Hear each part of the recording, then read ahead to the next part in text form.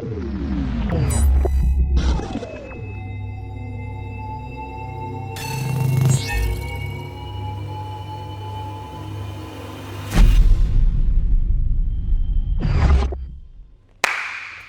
we're going to be shooting a fireman's carry or a kata guruma from a very specific grip, okay?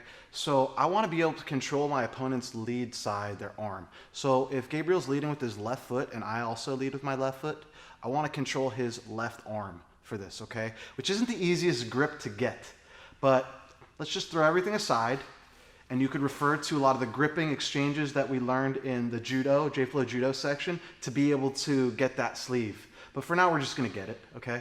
So I'm gonna get the inside. So I'm inside of Gabriel's wrist, and I'm grabbing his tricep, and then closing my hand on the gi, okay? Don't try and just hug this arm if we're wearing a gi. Hold on to the gi, it's very important. That's much more secure than just body, okay? There's a lot more connected to this gi than you'd think, okay? So we're in our lower stances. What I'm gonna do here is really important, okay?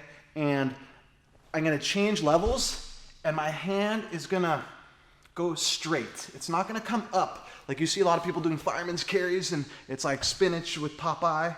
We're not doing that. We're coming straight through, okay?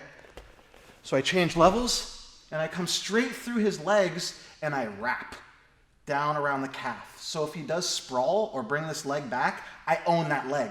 If I come up here and try and grab his hip and butt, the rest is too heavy of the body. So I'm gonna penetrate here.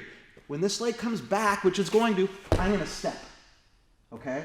So the leg work on this without Gabriel. Here, I penetrate, step up, and then I knee switch. So that's our movement. So it's here, here, here. Okay, so it's almost in a straight line where I'm anticipating Gabriel's gonna react to my initial shot. And if he doesn't, I'm still gonna take him down with the fireman's carry. But I'm assuming he's gonna react to that initial shot, okay?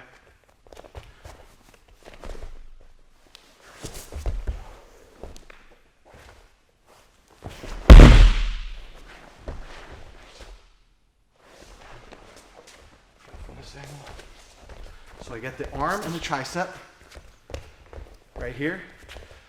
I'm gonna change levels before I penetrate, just to make sure there is an opening. I'm gonna straighten this left hand before. I don't wanna shoot with the T-Rex arm. I don't want my face and hand to meet him at the same time. I wanna grab that leg. So I have to extend it on my shot. I'm choking myself almost with like a guillotine here. I'm making my head go in this hole. Then I'm falling to my butt, hip, and elbow to commit this takedown. And then I finish by looping through. It's kind of an underhook side control.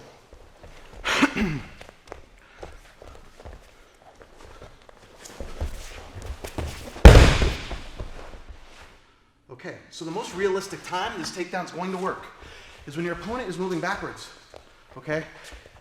If they're moving forward, it's going to be hard to stop him and then penetrate to him.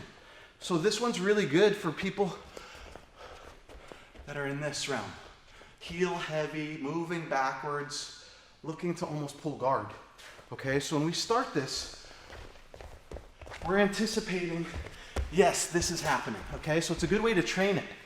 And once you do make contact in that fireman's carry, you have to have a good uke. You have to make sure that they step back and stay facing you, rather than just like standing upright when we practice it, okay? So they have to bring that leg back and face you to make it more realistic.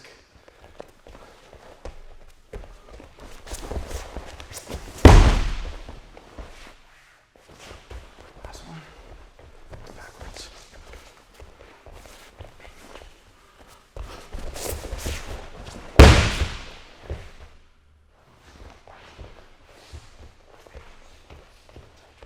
So the arm control, this tricep grip. Gabriel's moving backwards. I get to my attack stance. I penetrate.